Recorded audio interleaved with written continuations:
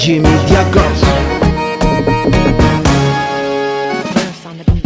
Siasarota piaru na wefi uzaranga empaka zawa mitwechi tisifika fa ano yalako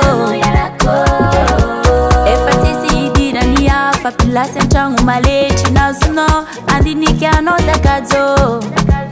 kwa volako siwe kwa kazinga sivita neno vlomi pwanga fambola mangatima zama melungo anochamu na kaza mapihina kwa tini ziza efa ela noni hidi vaza boru boru kundesi papango sema ngara katupia vato era ningi ni vita koza temelungu barbo boru boru kundesi papango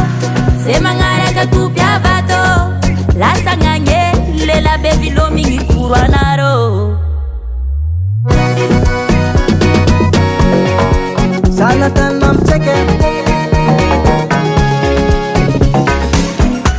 Casa pangala baraka Sononi ya laza Avupuku vopaka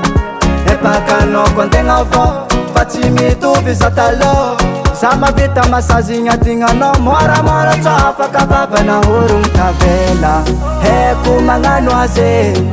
Saka jabise tiano sako manganu lavaze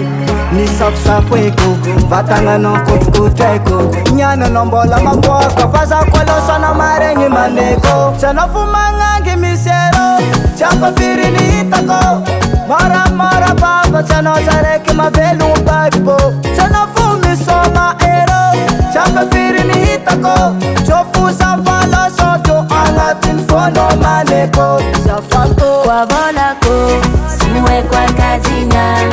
sivita neno fulomi kwanga fambola mangatima Ni safu Vatanga no kukuteko Nyana nombola maboka Faza kolosa na marengi maneko boru boru kundesi papango sema ngara katupia vato era ningi ni vita koza temelu barbo Chanofu mangangi misero Chapa firi ni itako